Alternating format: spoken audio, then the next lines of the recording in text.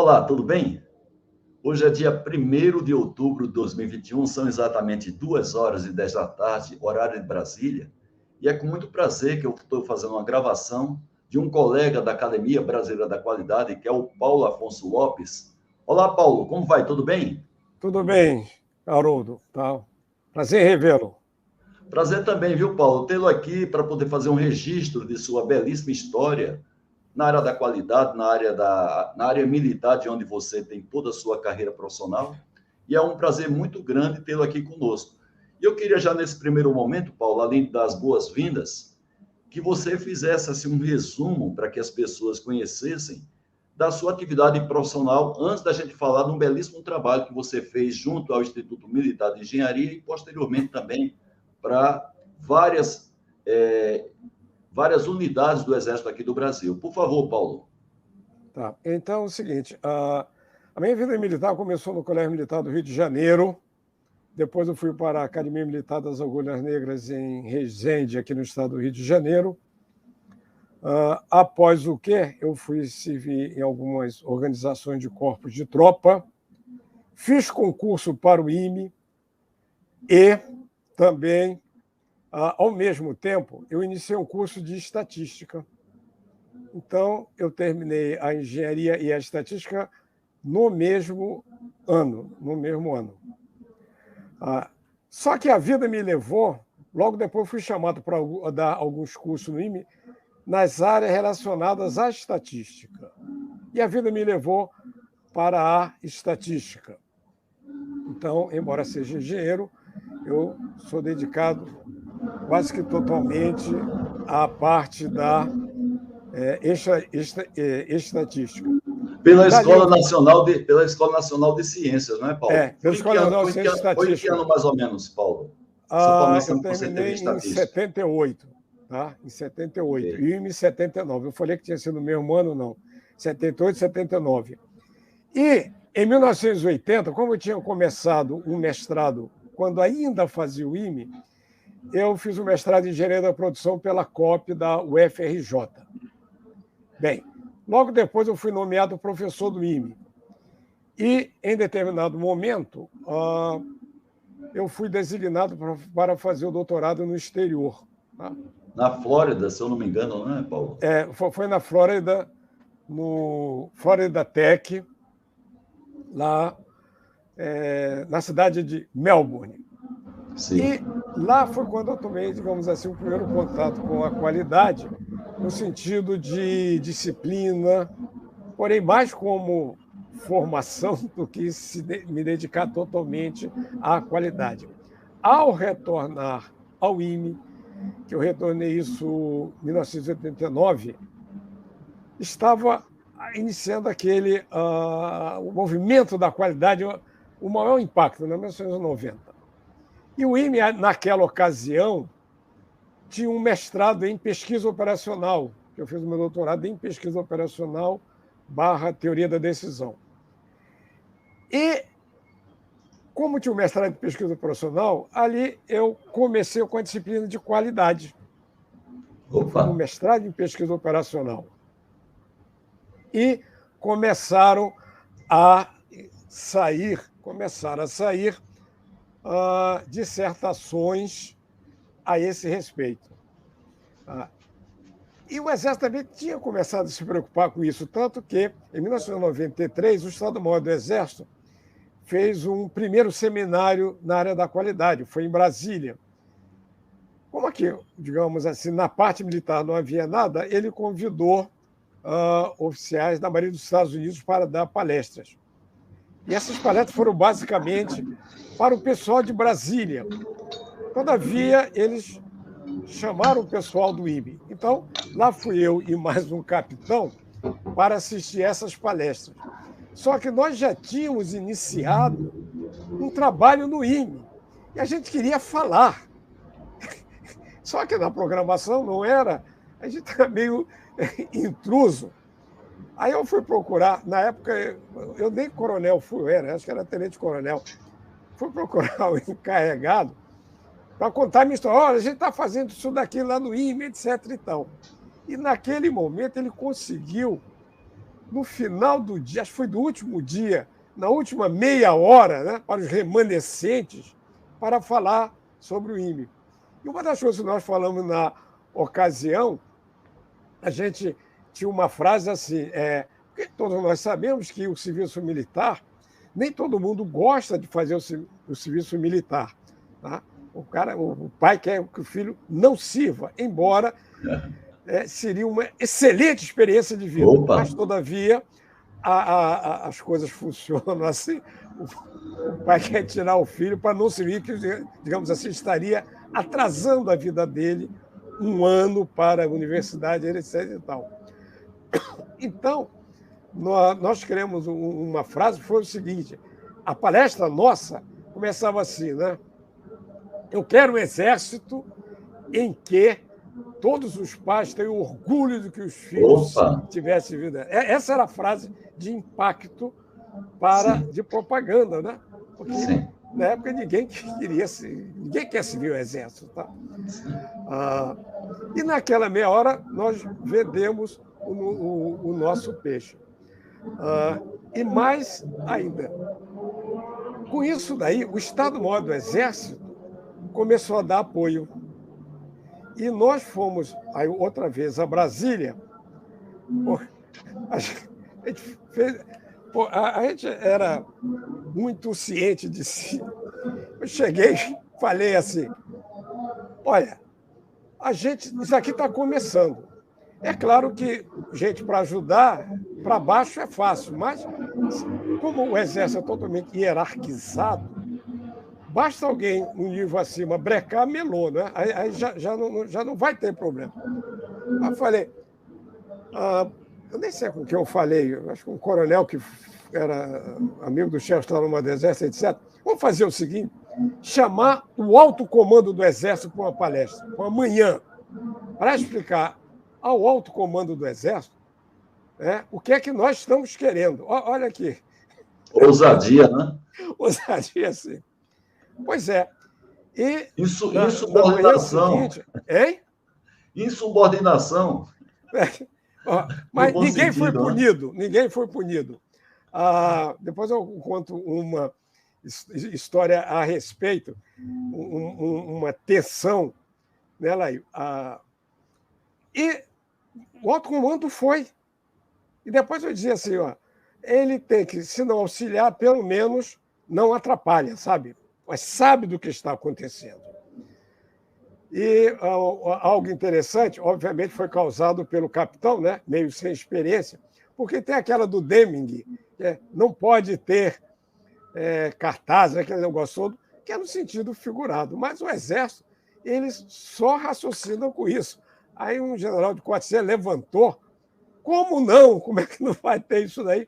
Até que nós explicamos para ele que o sentido era outro, não era só no sentido literal.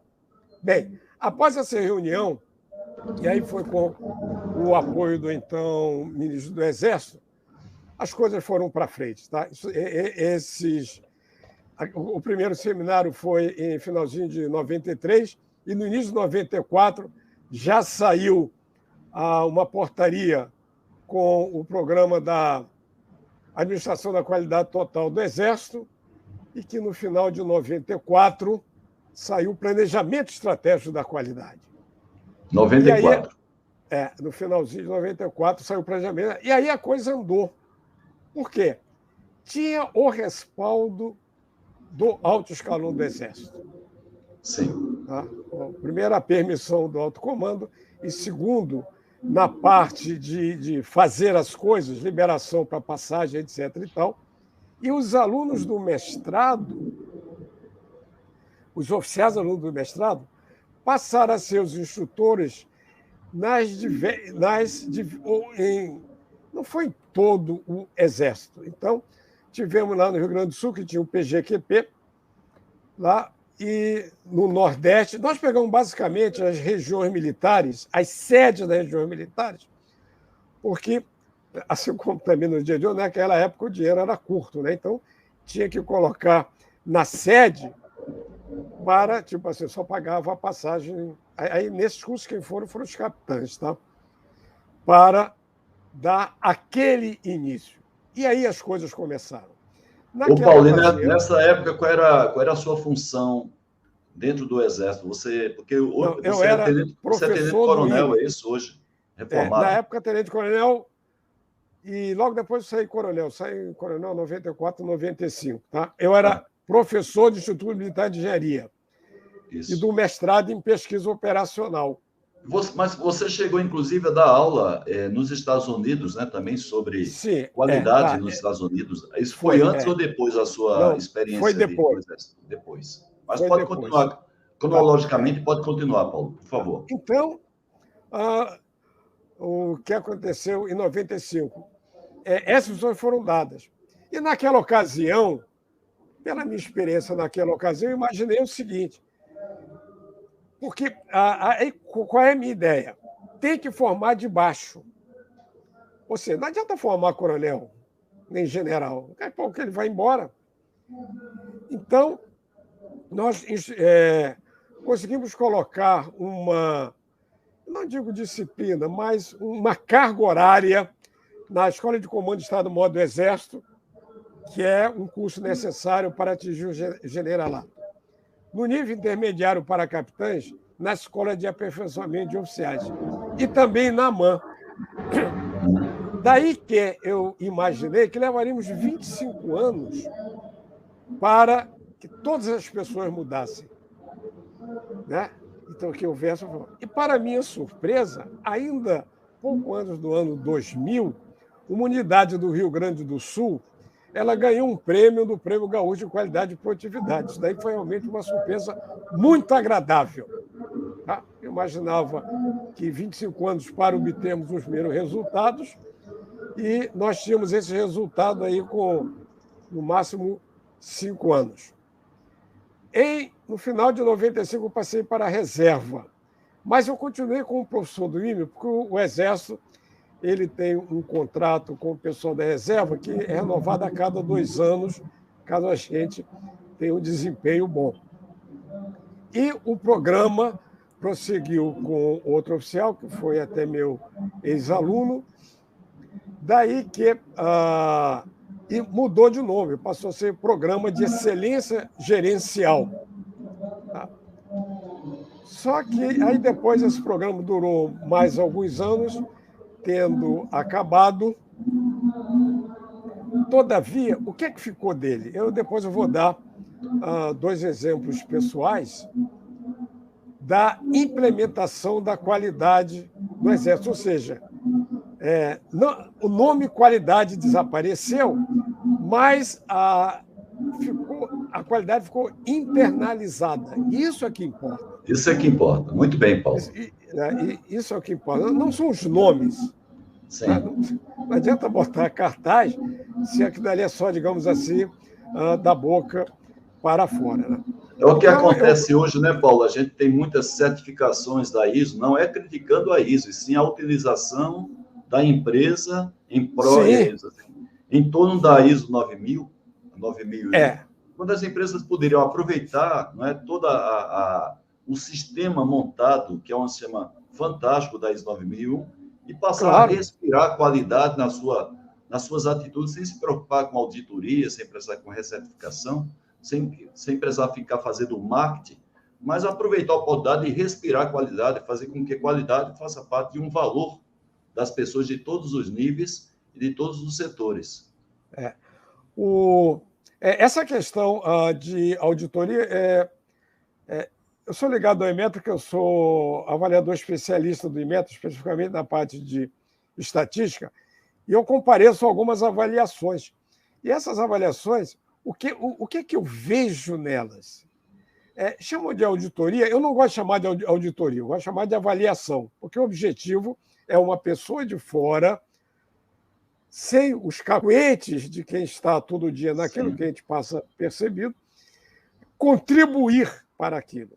Muito bem. Só que eu acho que é uma distorção de fazer auditoria. Tipo, a gente vai numa determinada empresa, não vem essa semana ter auditoria, não tem problema aí. Tem que ser uma coisa muito natural. E o objetivo é melhorar. melhorar com o olhar de fora para ver isso daí. Então, quando eu ia, nitidamente a gente sabe quem se prepara para uma auditoria ou não. Eu observava o quadro de aviso. Se o quadro de aviso estava assim, meio velhinho, tá? Isso daí, tipo, manual da qualidade. Você estava todo... Está intacto, né? Soltando folha, né? Procedimentos, né? Os procedimentos técnicos operacionais, né? O procedimento ainda na revisão 0, revisão 1, todo limpinho. Eu estou falando todo limpinho na época do papel, né? Hoje a maioria está eletrônico. É óbvio que aqui deve foi usado. Sim. Tá? Não se está preocupado com a forma, e sim com o conteúdo. Isso é que é importante nós observarmos. E uma coisa interessante da implementação no IME, né, que foi uma outra coisa, que é a implementação em uma unidade de ensino. As unidades de ensino, seja até de universidade, são, digamos assim, cada departamento tem um feudo. Né? Cada um é dono do seu pedaço. Embora se fale em multidisciplinaridade, transdisciplinaridade, na prática mesmo, cada um vai para o seu canto e só se encontra nas festinhas, etc.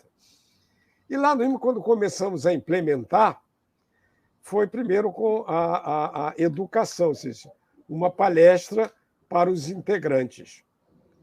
E, na ocasião, o comandante, o general Muniz de Aragão, à época, ele deu muito apoio, muito mesmo. Então, o chefe tem que dar todo o apoio. E nós tivemos marcado todas as manhãs, durante uma semana, instrução sobre qualidade. E foram convocados os chefes de departamento. E o que a gente começou a notar?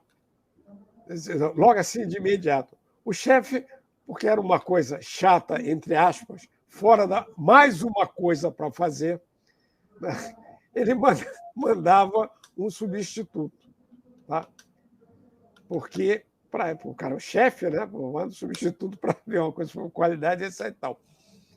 E era normalmente vamos colocar de 8 às 11. Aí, no primeiro dia, às 8 horas da manhã, um pouquinho antes, 5 para as 8, haviam 3 pessoas. O comandante, eu, que era que estava coordenando isso daí, e uma alma perdida ali. Aí o comandante falou assim, vamos esperar? Eu digo, não, general, vamos começar exatamente às 8 horas. E nós comecei a falar para uma pessoa. Daqui a pouco começaram, embora seja uma organização militar, começaram a chegar os substitutos do chefe. Né? Olha, ficaram todos cheios de vergonha, né? Mas você entra assim, está o comandante. Ninguém ia pensar que ele iria aquilo dali. Né? Sim. No segundo ano, 5 para as 8, estava todo mundo, acho que até jogando gente pelo ladrão. Né? Que é basicamente uma questão de educação, que eu falei para ele, para dar credibilidade. Sim. Em determinado momento, começamos a juntar pessoas, aí sim, de cada sessão tinha que mandar alguém, juntar todo mundo. E eu vejo que o primeiro problema da implantação da qualidade é a questão da comunicação. Isto é muito importante.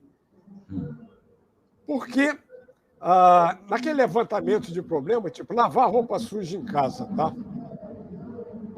Aí é que nós vimos como as seções não conheciam as outras, como os departamentos não conheciam. Todo mundo imaginava que. E, a partir dessa comunicação entre todos os departamentos, saíram um programa de treinamento, isso daqui principalmente para funcionários civis, houve promoção, porque eles tiveram curso de capacitação, houve um lucro para todo mundo. E o sistema IME começou a funcionar muito melhor, porque todo mundo, houve uma interação realmente muito grande. Tá? Foi uma coisa muito, muito boa. Mais adiante, o mestrado também naquela ocasião, aí as coisas começaram a acontecer. Tipo, até mesmo o 5S. Primeiro, mandei tirar fotografia de como as coisas estavam, para depois poder tirar fotografia de como as coisas ficaram. E naquela troca de material, todo mundo foi assim para o pátio, né? Cada um leva as suas coisas. E aí se começava a notar, digamos, que um departamento tinha muita coisa que faltava no outro, exatamente por essa falta de comunicação. E no caso olha só, até mesmo detalhes, tipo de fazer propaganda. Paulo, eu só estou pegando carona aí, Paulo, Sim. Já que você falou do 5S, essa fotografia foi uma palestra que eu dei para esse 4º Batalhão de Engenharia, que você conhece. Sim. Lá em Barreiras, oeste da Bahia, né? Eu fui lá a convite do Exército Brasileiro para poder dar uma palestra sobre 5S. Então, eu estou aí mais ou menos o ano ali de 1996, Sim. E é um testemunho, justamente, quem sabe, fruto do trabalho que foi iniciado lá em 94 por vocês, né? Então, está lá eu, a convite do Exército Brasileiro, dando uma palestra de 5S, lá no 4º Batalhão de Engenharia. É isso daí.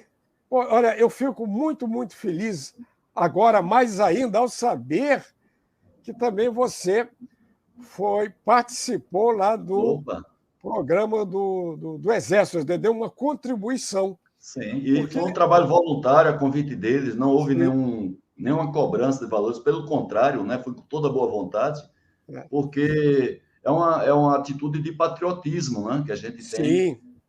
E todos nós somos cidadãos e temos que ser patriotas. É uma obrigação nossa, não é um direito de ser patriota, é uma obrigação nossa. É o nosso país. Mas pode continuar, por favor, Paulo. Tá. Então, em 94, 95, o que é que nós fizemos? Nós fizemos um primeiro seminário para exemplos de implantação da qualidade em organizações do Rio de Janeiro. Então, uma delas, não só órgãos da Marinha, porque a Marinha também tinha um programa da qualidade, e também órgãos civis, como, por exemplo, o Hemorrio, o Hemocentro, que para a questão de captação de sangue aqui na cidade do Rio de Janeiro. Foi muito bacana. Isso aqui é uma coisa que assim, dá orgulho, né? Ou seja, a gente fica feliz pelas coisas terem acontecido. Bem, passam-se os anos quando, aí sim, em 2002, um pouquinho antes eu tive contato com um professor da Universidade de Wisconsin, em La Crosse, e nós... o que acontecia? Como eu ia muito congresso nos Estados Unidos, eu ia aos Estados Unidos, congresso em determinada cidade, e esse professor da Universidade de Wisconsin, ele pagava a minha passagem de onde eu estava até a cidade de La Crosse. A cidade de La Crosse ela fica à beira do Mississippi, quase fronteira com o Canadá. E eu ia no inicinho do inverno, pegava um friozinho, depois eu vou contar o porquê. E eu chegava na quarta tarde, dava uma palestra quarta noite, na quinta de manhã dava uma aula e quinta tarde ia embora para o local de onde eu tinha vindo. Isso daqui foram umas 4 vezes. Nas 2 primeiras eu ganhei uma plaquinha, agradeço, não sei o quê. Na terceira e na quarta, como era mais arroz de festa, eu não ganhei mais a plaquinha. Então, acho que fui 4 vezes lá, tenho 2 plaquinhas das 2 primeiras vezes. Né? Em Wisconsin, se não me falha a memória, é onde fica a sede da American Society for Quality, né? Exatamente. A ASQ fica lá, Milwaukee. Fica lá. Exatamente. Mas e você, eu não fui lá... Nesse momento, você já tinha as certificações da ASQ? Porque você é engenheiro da qualidade, você é auditor da qualidade, engenheiro de confiabilidade e também um dos 4 fellows da ASQ aqui no Brasil. Você, o nosso amigo Dagnino, o Francisco Ura, se não me fala a memória, e o Evandro Lorente, que é o número 1, ocupa a cadeira número 1 da Academia Brasileira da Qualidade, a qual você faz parte, né? Eu adquiri essas certificações quando estava fazendo doutorado nos Estados Unidos. Que excelente, que bom. Tanto que, por exemplo, o CRE já existiu, o CQE já existia, depois do CRE, e o CQA eu fiz no segundo ano que apareceu o CQA. Tanto que o meu registro como CQE é um número relativamente baixo, comparado, por exemplo, ao do CQE. Eu sou CQA de 99. E sou CQE de 91. Eu não sei qual foi o ano do primeiro CQA. Deve ter sido 88. Tá. Porque eu me lembro que eu devo ter as 3. Agora sincronizou. Sim. Mas era, acho que, praticamente o mesmo ano. Tá? Com certeza 88 foi uma delas. Tá? Mas aparece de qualquer maneira, Paulo, aparece de qualquer maneira no nosso certificado a data inicial do nosso primeiro certificado. Está lá presente. Eu renovei o meu agora em 30 de junho de 2021. Okay. Bem, aí retornando lá a Lacrosse. Então, depois dessas 4 vezes, o nome dele é Daí Américo dos Reis, ele já faleceu. Aí o Daí falou o seguinte: você quer dar aula um período aqui? Aí eu topo, né? Então, eu fiquei um período, 4 meses, só que me convidou exatamente no período do inverno. Exatamente no período de inverno. Bem, para ter uma ideia, para resumir, eu saí aqui do Rio 40 graus e cheguei lá com menos 22. Mas foi uma experiência boa, tá? Viver assim 4 meses. Que a gente está falando bem norte dos Estados Unidos, quase fronteira com o Canadá. Então, o frio lá é muito forte. Muito forte. Frio, as pampas. Tá? Mas foi bom, uma experiência excelente. Tá? Na realidade, lá nos Estados Unidos, todas as casas têm calefação, tá? Então, dentro do apartamento, andava de bermuda, etc., tal, porque é quentinho. Agora, quando sai, né, sai da frente. Né? O carro tem uma espátula para tirar vidro, ou neve do vidro. O chaveiro tem uma coisinha que esquenta, porque quando vai botar a chave, tem gelo dentro. É uma experiência muito interessante. E, naquela ocasião, eu dei aulas de disciplina de pesquisa operacional e também da qualidade. Muito bacana, uma experiência muito, muito legal. E ele me chamou para eu ficar lá. Meu amigo, quando eu olhei, basta olhar para fora, né, de tudo branco. E naquela ocasião, meus pais eram vivos, já tinha uma certa idade, eu sou filho único. Aí eu agradeço, não sei o quê, claro. Mas realmente não dá para ficar mais. E dar aula nos Estados Unidos é muito bacana, tá? Porque também a gente vê a diferença dos alunos dos Estados Unidos do aluno brasileiro. Principalmente quais são as principais diferenças, Paulo, que você sentiu aí? Primeiro, a importância do tempo. Então, digamos, tinha uma hora que eu dava de 8 da manhã a manhã inteira. 5 para as 8 não tinha ninguém. 8 horas tinha todo mundo. Ótimo. 11 horas acabava a aula, 11h05 todo mundo saía. Sim. Aqui no Brasil, a gente começa a dar aula, não no IME, mas na universidade, outras universidades. O aluno chega a hora que quiser, né? Bom dia, vai. E depois que acaba a aula, ele fica aprendendo o professor, tirando dúvida, etc. e tal. Verdade. Há um livro chamado A Geografia do Tempo. É de um professor, é um nome em inglês, né? Geography of Time. E esse professor, ele morou aqui no Brasil. Ele deu aula na Federal Fluminense. Então, ele compara o tempo em diversos países, comparando os Estados Unidos, e aí ele compara com o Brasil. Ele não entendia no Brasil como é que acontece isso. E mais, porque pode observar que fala com o americano diz, muito obrigado pelo seu tempo. Sim. Porque tempo é mais importante que dinheiro. Sim. Né? Se nós sofremos qualquer prejuízo, trabalhamos e recuperamos o dinheiro. Agora, o tempo não recupera, não pode chegar ali na esquina, né? Eu quero meia hora do seu tempo, etc. E tal. Eu, por exemplo, eu faço muitas coisas e, por exemplo, quando eu vejo assim num bar, o cara bebendo cerveja, eu digo, eu queria comprar o tempo desse daí. É verdade, hein? Não ficar nesse sufoco que eu estou, né, com muita atividade. Porque, infelizmente, ou felizmente, olha só as contradições da vida. Nós temos todos esses equipamentos que facilitam a nossa vida.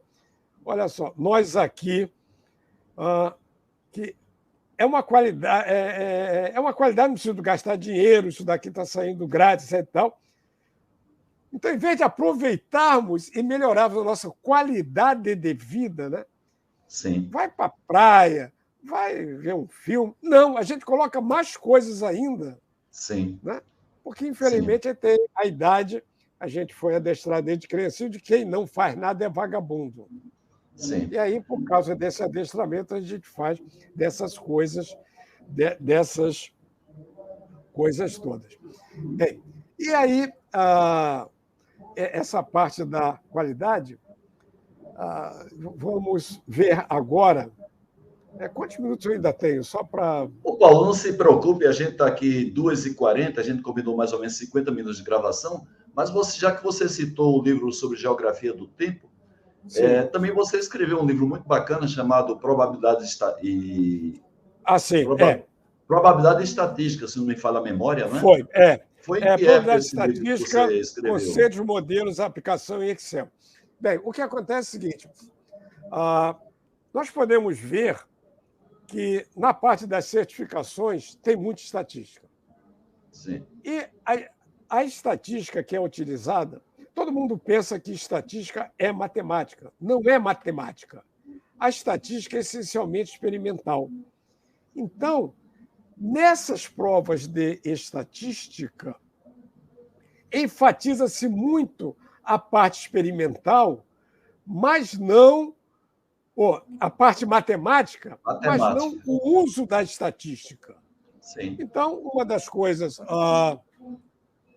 que eu falo é o seguinte, eu tenho que desmistificar isso daqui, principalmente para os engenheiros. Então, aqui no IME, eu dou aula, a minha estatística é aplicada. Eu dou aula em estatística aplicada à cartografia e à engenharia civil. Na estatística aplicada à qualidade, o que é que você precisa saber? Você precisa saber o conceito daquilo. Sim. Conceito. Fazer um problema de habilidade, que é calcular a média, etc. e tal. E interpretar o resultado. Sim. Você achou 17, isto é bom ou é ruim? E essa visão eu tive porque eu tive as duas formações. A formação em estatística, que é basicamente com uma grande fundamentação matemática, demonstra isso, demonstra aquilo, e a parte de engenharia, que é claro que na minha especialidade eu tenho que saber a formuleta, etc. e tal, mas para a estatística eu quero saber o seguinte, meu amigo, eu vou para a direita ou para a esquerda. Se é uma formulação matemática da estatística ou por bruxaria, isso não me importa. Então, eu digo aos futuros engenheiros, o conceito é fundamental. Sim, inclusive, né, Paulo, tem uma máxima da qualidade que todo o processo que você tenha, processo produtivo ou qualquer outro processo, se você quer melhorar, você deve começar por diminuir a variabilidade, né? Sim. Se você tem uma média X e você quer aumentar aquela média tendo uma alta variabilidade, você não tem, evidentemente, estabilidade do seu processo, ele não é previsível. Então, uma coisa que a gente aprende muito da estatística, que é o valor que tem a variabilidade. Inclusive, quem trabalha com Six Sigma sabe muito bem disso, a aplicação da estatística para você reduzir variabilidade e ter um processo estável, para só depois disso você pensar em melhorar a média. A melhoria da média, não obrigatoriamente você está melhorando a qualidade, você às vezes está aumentando a média, mas com alta variabilidade, tornando o seu processo imprevisível. Não é? E essa parte conceitual é importante, porque olha só o que são as coisas, digamos assim, qual é a altura média das pessoas dessa sala? Aí todo mundo soma as alturas todas e divide pelo total. Este problema não é de estatística, porque ele tem um resultado preciso. Sim. Só é estatística quando tem uma variabilidade, e ninguém chama atenção para isso. Sim. Então, quando o cara diz que calcular a média é um problema de estatística, conceitualmente não é. Você tem um resultado único, porque não tem a variabilidade. Inclusive, a empresa que eu trabalhava tinha aquele processo de avaliação de desempenho, e ao ler o livro do Deming, que ele fala muito sobre a questão, a importância da variabilidade, eu demonstrei que aquele processo de avaliação de desempenho ele era frágil, porque a pontuação obtida pelo avaliado estava relacionado, nesse caso, a uma participação maior ou menor no lucro da empresa, tá?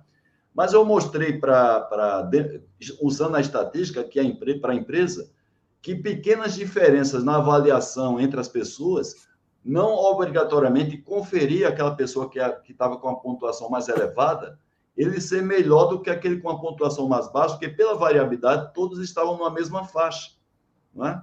Sim. E eu derrubei o processo mostrando isso. Agora, claro, você tem um limite superior e um limite inferior, que passando aquele limite você pode categorizar, fazer uma inferência estatística para você dizer que aquela conclusão que você está tirando, ela tem uma alta probabilidade de ser a correta. Sim. E aí, quando eu mostrei isso daí, a gente chegou à conclusão que quem tinha lá 26 pontos não era melhor quem tinha 24, em função daquele conjunto estar dentro ainda daquela variabilidade que a gente chamava do 3 sigma. Né? Pois não, Paulo. Essa questão de nota, tipo assim, que nota você daria para Beethoven e para Mozart? Sim. Comparado com... Né, um vai ser 8,7, 8,8. Infelizmente, isso aqui é a parte educacional, tá?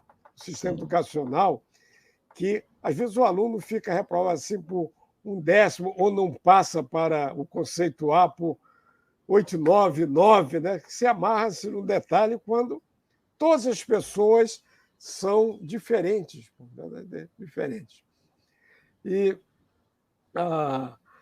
Mas essa nossa conversa está bacana com esses exemplos assim da estatística, que ela deve ser dada assim de uma maneira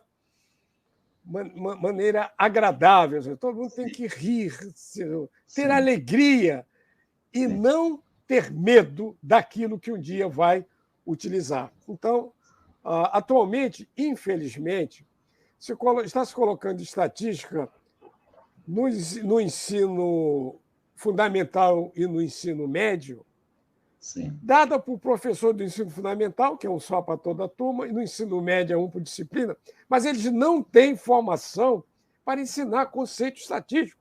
Pega um livro, repete aquilo dali. E por que eu sou contra? Porque o aluno já vai começar a sentir raiva, ou então vai aprender coisas que não têm uso na parte profissional, e vai ter raiva daquilo, não vai gostar. Sim. Aí, hoje, dando só na universidade, ou não hoje, mas tipo, até alguns anos, é melhor só ter 1 ano de estatística, porque você vai conseguir recuperar essa alma quando for para a parte profissional. E nessa parte da qualidade, é aquilo que ele vai usar extensivamente. É interessante, né, Paulo? Porque as pessoas que se interessam pelo tema da gestão da qualidade, muitas delas não têm nem noção que o fundamento da qualidade começa justamente pela estatística. Então, nós que fizemos aí, buscamos a certificação CQE, não é? Engenheiro da Qualidade, o livro que a gente teve como base, que foi o livro do Juran, o handbook do Juran, que tem aí quase 1.300, 1.400 páginas, 80% do livro é sobre estatística, né? Das 156 perguntas que caíam na nossa prova para conseguir a certificação, basicamente 90% eram perguntas de estatística. não deve ser diferente no CRE, que é o engenheiro de confiabilidade. E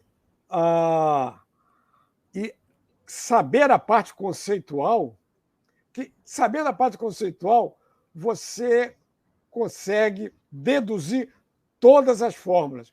Então, quando eu dou estatística, eu dou assim do zero, tá? Para profissional, para aluno, não importa. Eu deduzo a fórmula da média aritmética. Bacana. Deduzo a fórmula da geométrica. Dedução. Sim, dedução. Isso é muito bacana. Isso é muito bacana, do que você nunca dou uma definição. Muito bem. Porque eu digo, vocês acham o quê? Que um dia o cara acorda de manhã, olha para fora e diz, pô, está chovendo, hoje não dá para ir à praia. Então vou inventar média geométrica. Não é assim, pô, não é assim, tá? A partir de uma experimentação, vai se fazendo, e aí depois de, quer dizer que quando eu tiver um problema semelhante eu tenho que fazer o mesmo experimento? Não, não precisa. Aí é que entra a matemática como ferramenta. Sim, sim. Só que houve a distorção, e acha que é matemática. Eu vou, então, assim, para encerrar, só voltando àquela minha história da qualidade no Exército, 2 casos pessoais. Um deles foi que eu tinha um familiar recém-operado no Hospital Central do Exército, e eu estava de acompanhante, e daqui a pouco me entram 3 oficiais do Serviço de Saúde, era uma nutricionista, outra não me lembro quem que era, e a terceira, uma que estava no escritório da qualidade, para verificar as 2 primeiras, para dar informações complementares, já que a pessoa estava no quarto convalescendo, tinha recém saído de uma operação, para verificar se tudo estava ok, como é que estava a alimentação. Na verdade, o nutricionista deu até um suplemento. E a terceira, que era do escritório da qualidade, foi para verificar como é que as coisas estavam, como é que aquele paciente estava sendo atendido. Tá? E lá no HCE, então, eles estavam percorrendo todo, ou seja, o médico tratando do doente e os 3 tratando do sistema como um todo. Então, estava todo mundo integrado. Todavia, mais que isso, e aí essa daí aconteceu comigo, essa eu conto porque é impressionante. Eu fui na Odontoclínica Central, com um problema dentário. Aí, quando eu cheguei, a Odontoclínica Central tem 3 ou 4 andares. Quando eu entrei assim, no saguão, eu tinha que ir em determinado setor.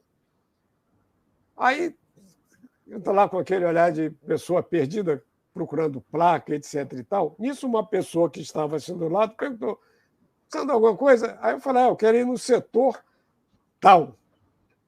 E essa pessoa disse assim, é no 2º andar, sai do elevador para a esquerda, ou algo do tipo. Pois é, meus senhores, esta pessoa era aquela que, naquele momento, estava varrendo o chão do andar onde eu estava. Tá?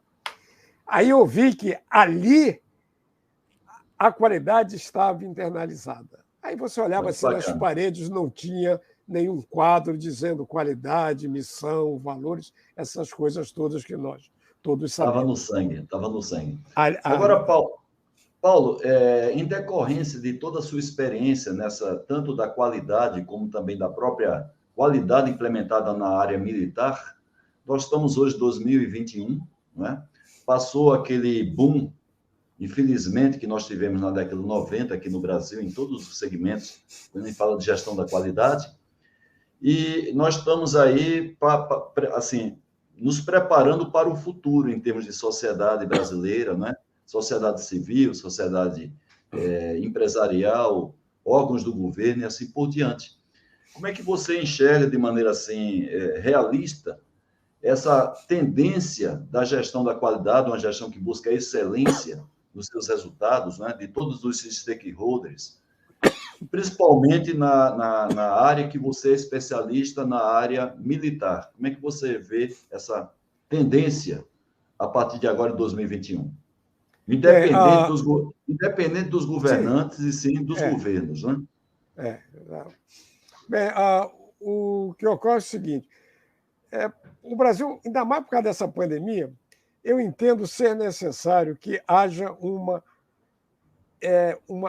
volta a uma ênfase na educação. E agora uma opinião particular, que o nome qualidade, ele ficou, digamos assim, muito falado. E o que ocorre? Se às vezes a implementação... Porque é uma palavra perversa. Por que razão? Você é da qualidade, ou seja, a gente não pode errar em nada. E melhoria contínua, então, isso aqui nunca vai acabar. É algo que não tem fim.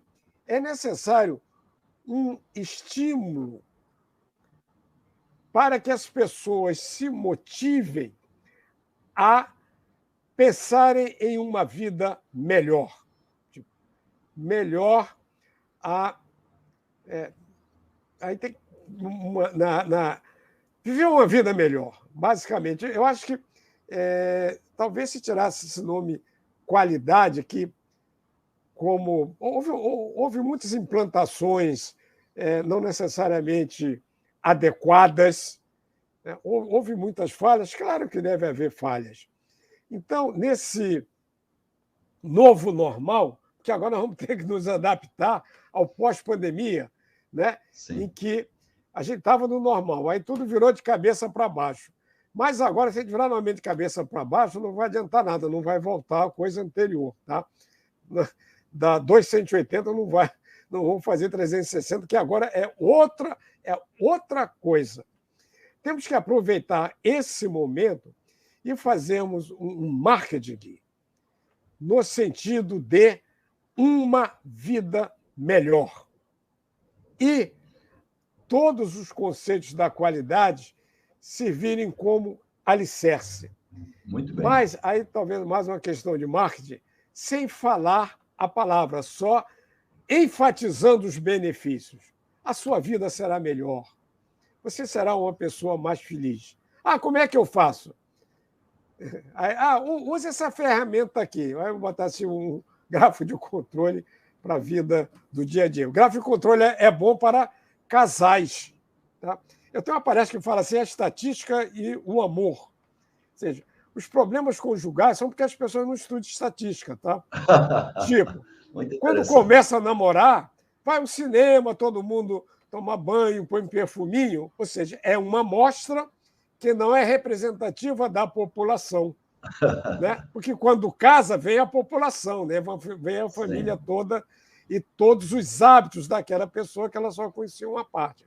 E quando eu dou essa palestra, que é a estatística com amor, um dos exemplos é gráfico de controle. Tá? Tipo, o marido chega todo dia às 7 horas da noite, variando um pouco, tipo entre 6h30 e 7h30. Aí, digo, a mulher tem que fazer um gráfico de controle. Então, o limite não pode chegar nem antes de 6, nem acima de 8, tá? 7 mais ou menos 1. Aí, se ela vai marcando, aí um dia ele chega às 7, 7h15, 7h20, vai se aproximando das 8 horas, é a hora de agir. É a hora de agir. Vejam só que a estatística... Tá? Então, ela não precisa falar em qualidade de casamento, tá? Em não conformidade, não precisa. Basta o conceito. Muito bem, Paulo. Eu acho que essa interpretação ela é excelente. É porque, na verdade, Paulo, nós, seres humanos, nós precisamos de rótulos, nós precisamos de símbolos, né? De ritos. Então, o ser humano tem essa característica, a gente precisa dizer assim, mas qual é o nome? Não é? Eu me lembro que tem uma passagem do Moisés, não é? E ele recebeu a incumbência de Deus para dizer, olha, vai lá e fala lá com o faraó, diz isso, isso, isso. Aí o Moisés diz assim, e se o faraó perguntar quem foi que falou isso? Aí você fala para o faraó, diz, quem falou isso foi quem sou. Quer dizer, o Deus não falou assim, quem falou isso foi Deus. Falou assim, quem falou isso foi o quem sou. E aí o Moisés ficou ali sem saber o que dizer, né? E quando chegou de frente do faraó, o faraó perguntou, mas quem foi que falou isso para você? Ele disse, olha, quem falou foi quem sou. Aí o faraó ficou totalmente perdido, né? Então, na verdade, é essa tendência do ser humano, nós de colocarmos uma capa, um rótulo, às vezes tem um rótulo novo, mas o produto ele é um produto de qualidade antigo, né? Então, e às vezes está dentro, a gente está falando hoje de sustentabilidade, está falando de governança, está falando de social, não é? Mas esses aspectos, a gente que estudou qualidade como um todo, sabe que todos estão incluídos dentro de um processo de qualidade total, não é? Porque qualidade total, na verdade, visa satisfazer todos os stakeholders de uma organização.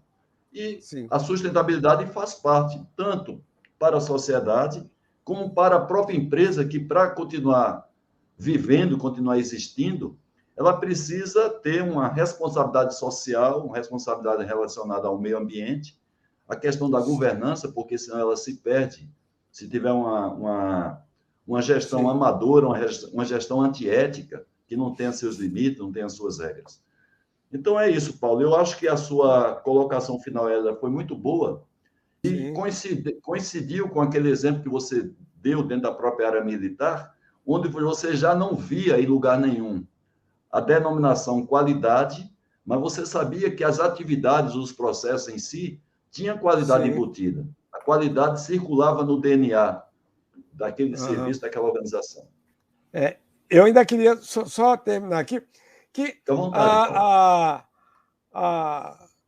sabe quando é que a qualidade realmente começou? Foi com Deus. Foi depois que ele criou o mundo, mas assim, e Deus viu que era bom. Opa.